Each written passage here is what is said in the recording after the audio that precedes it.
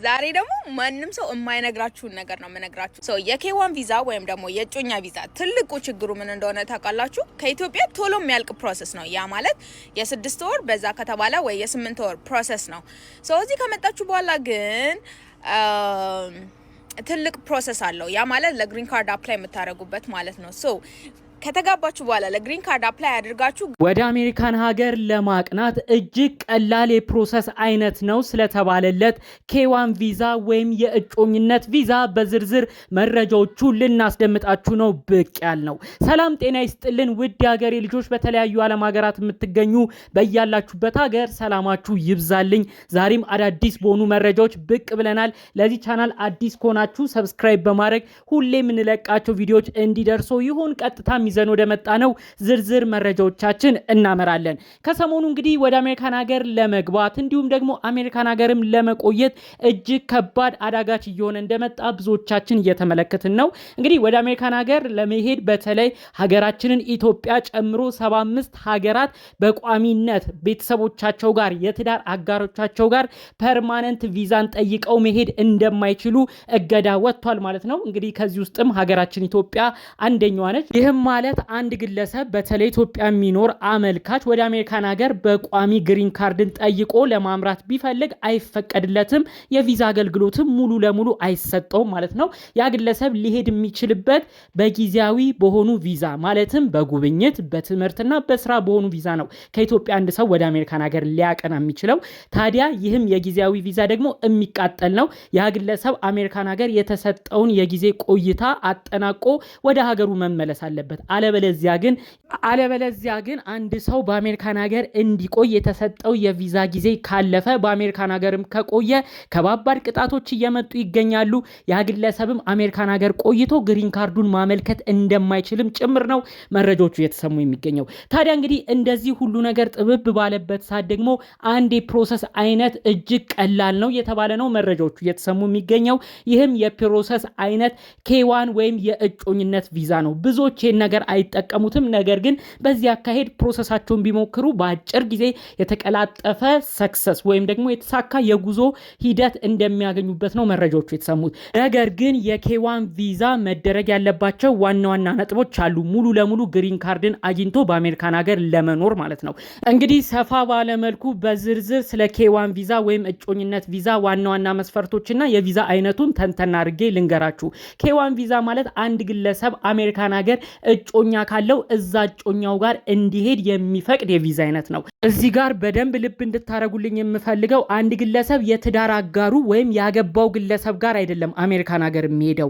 ገና በእጮኝነት እያሉ እጮኛዬ ጋር መሄድ ፈልጋለሁ ብሎ የቪዛ ጥያቄውን አቅርቦ ወደ አሜሪካን ሀገር እንዲያቀና የሚያደርገው የፕሮሰስ አይነት ነው። ይህን ለማድረግ እንግዲህ አሜሪካን ሀገር የሚገኘው እጮኛ በአሜሪካን ሀገር ሲቲዝን ወይም ዜግነት ያለው ግለሰብ መሆን አለበት። ታዲያ ይህ አመልካች ለምሳሌ ከኢትዮጵያ የሚሄድ ከሆነ ወደ እጮኛው ሀገር ወደ አሜሪካን ሀገር የሚያቀናም ከሆነ ቪዛም ከተፈቀደለት አሜሪካን ሀገር በገባ በ90 ቀናት ማለትም በ3 ወር ጊዜ ውስጥ መጋባት አለባቸው። ከዛም በኋላ ነው እንግዲህ ግሪን ካርዱን መጠየቅ የሚችለው ማለት ነው። ታዲያ በዚህ የፕሮሰስ አይነት ኬዋን ቪዛ አንድ ሰው እንዳልኳችሁ እጮኛው ጋር ነው አሜሪካን ሀገር እንዲሄድ የሚፈቀድለት። ታዲያ በዚህ ሂደትም የአሜሪካን ሀገር ቪዛ ኦፊሰሮች ወይም ቪዛ የሚመቱ ግለሰቦች ከዛ ግለሰብ ጋር እውነት ፍቅር ውስጥ ናችሁ አይደላችሁም የሚለውን በተለያዩ አይነቶች ያጣራሉ። ቻቶች ካላችሁ የምትጻጻፏቸው ቴክስቶች፣ አብራችሁ የተነሳችኋቸው ፎቶዎች ካሉ፣ በመቀጠልም አብራችሁ የተዝናናችሁባቸው የተለያዩ ቦታዎች ካሉ፣ እንዲሁም ደግሞ ኢንጌጅመንት ወይም ደግሞ እጮኝነት ወይም ደግሞ ታገቢኛለሽ ወይ ተብሎ ሲጠየቅ ፕሮፖዝ ሲደረግ የነበረውም ሂደት ካለ እሱንም በፎቶ የሚያሳዩ የተለያዩ ዶክመንቶችን ይጠይቃሉ። ታዲያ እነዛ ዶክመንቶች ሲሟሉ የአሜሪካን ሀገር ቪዛ ኦፊሰር ቪዛ የሚሰጡ ግለሰቦች ይህን ነገር ሲያምኑበት ለዛ ግለሰብ ቪዛ ይመታሉ ማለት ነው። እንዳልኳችሁ ያ ግለሰብ አሜሪካን ሀገር ከገባ ደግሞ በ90 ቀናት ውስጥ ከዛ እጮኛው ጋር ተጋብቶ ለግሪን ካርድ አፕላይ ማድረግ አለበት ማለት ነው።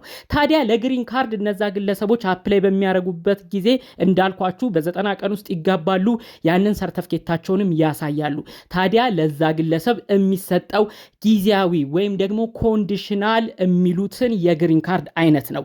ይህ ኮንዲሽናል ግሪን ካርድ አይነት ለ2 ዓመት ያ ግለሰብ እንዲኖር ነው የሚፈቀድለት። ምክንያቱም እነዛ ግለሰቦች የተጋቡት እውነት ለወረቀት ነው ወይስ ለቋሚ ኑሮ ነው የሚለው ማረጋገጥ ስለሚፈልጉ የአሜሪካን ሀገር መንግስት እንግዲህ አንድ ግለሰብ በእጮኝነት አሜሪካ ገብቶ 90 ቀኑንም እንግዲህ ተጋብቶ ከዛ በኋላ ግሪን ካርድ በሚጠይቅበት ጊዜ 2 ዓመት ብቻ ፈቅደው ነው እንዲኖር ግሪን ካርድን የሚሰጡት። ታዲያ ከዛ 2 ዓመቱን በሰላም ካጠናቀቁ የእውነት የትዳር አጋር መሆናቸውንም ካሳዩ ፌክ ወይም ማጭበርበርን ተጠቅመው ፕሮሰሳቸውን ካላካሄዱ የአሜሪካን ሀገር መንግስት እንግዲህ ለነዛ ግለሰብ በተለይ ደግሞ ከተለያየ ሀገር ወደ አሜሪካ ለመጣው ለምሳሌ ከኢትዮጵያ ወደ አሜሪካ የገባው ግለሰብ ከሆነ ለዛ ግለሰብ የ10 ዓመት የግሪን ካርድ እድል ይሰጡታል። ማለትም ለ10 ዓመት ያህል በአሜሪካን ሀገር እንዲኖር የሚያደርገውን ግሪን ካርድ ይሰጡታል ማለት ነው። ታዲያ በዚህ ሂደት ነው ብዙዎች ይህን ጉዳይ ባለማወቅ በተለይ የሀገራችን ኢትዮጵያን ስደተኞች ይህንን እጅግ ቀላል ነው የተባለለትን ፕሮሰስ አለመጠቀማቸውንም አስመልክቶ ነው የተለያዩ ሰዎች መረጃዎቹን እያካፈሉ የሚገኘው። በተለይ እንዳልኳችሁ በቋሚነት አሜሪካን ሀገር ለመሄድ አፕላይ ለማድረግ እንግዲህ ከአሜሪካን ሀገር ኤምባሲ ሙሉ ለሙሉ ታግዷል። አንድ ሰው የትዳር አጋሬ ጋር ይሄዳለሁ ብሎ ካሰበ ለቋሚ ነዋሪነት ይሄ ነገር እንደማይቻል ደጋግመን ሰምተናል። እኛም በተለያዩ መረጃዎቻችን ስናካፍላችሁ ነበር። ስለዚህ እባካችሁ በተለያዩ የትዳር አጋር ላይ ሆናችሁ ወደ ውጪ ለመውጣት የምታስቡ ሰዎች ቀድማችሁ አትፈራረሙ።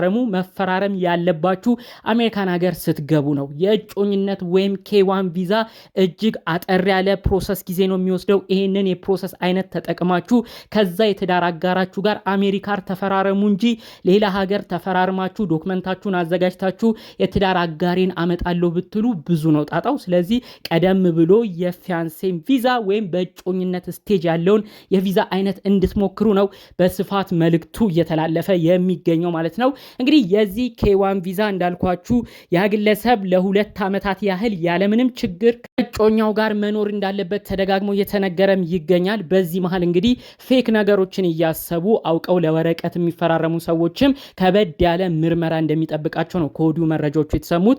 ቀደም ተብሎ እንግዲህ አንድ ሰው ወደ ቪዛ ሴንተር ወይም ኤምባሲ ሲገባ ገና ወደ አሜሪካን ሀገር ሳይመጣ በደንብ ነው እያጣሩ የሚገኙ ይሄን ነገር እውነት የዛ ሰው ፍቅረኛ ናችሁ ወይ? እውነት ከዛ ሰው ጋርም ኑሮን እመሰርታለሁ ብላችሁ ታስባላችሁ ወይ?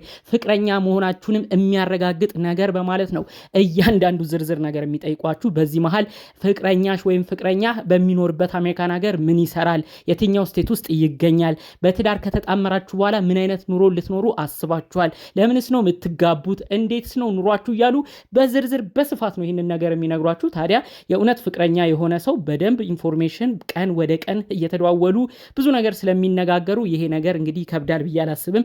እነዚህም ፕሮሰሶች ግን በተጠናቀቀ መልኩ አንድ ባንድ ያለውን ነገር ለቪዛ ኦፊሰሮች ወይም ደግሞ ቪዛ ለሚሰጡ ግለሰቦች ካስረዳችኋቸው እንግዲህ ቪዛ የማይመታላችሁ ምንም አይነት ነገር አይኖርም ማለት ነው። ታዲያ አሜሪካን ሀገር እንደገባችሁም ደግሞ ይሄን ነገር በ90 ቀናት ውስጥ ጋብቻችሁን ፈጽማችሁ እንግዲህ ግሪን ካርዳችሁን እንድታገኙም ነው በስፋት መልእክቱ የተላለፈው። ታዲያ ለ2 ዓመት በሚቆየው ይህ ኮንዲሽናል ግሪን ካርድም የእውነት ትዳር አጋር መሆናችሁን በደንብ የሚያረጋግጥ ነገሮችን እንድታሳዩ ይህንንም ጉዳይ አጠናክራችሁ ለቀጣዩ 10 ዓመት የሚሰጥ ግሪን ካርዳችሁንም ለቀጣዩ ፕሮሰስ በደንብ የተሳካ እንድታረጉ ከወዲሁ መወጣት ያለባችሁን ነገር ተወጡ እየተባሉ ነው መረጃዎቹ የተሰሙት። እንግዲህ የ2 ዓመቱ ኮንዲሽናል ግሪን ካርድ ከሰጧችሁ በኋላ ወደ 10 ዓመት ለማሳደግ እውነት በትዳር አጋር ተጣምራችሁ አብራችሁ ኖራችሁ ወይ ብለው ይጠይቋችኋል። በመቀጠልም በጋራ የምትጠቀሙት የባንክ ስቴትመንት አለ ወይ? እንደ ትዳር አጋር ብዙ ነገር ሼር ታደርጋላችሁ።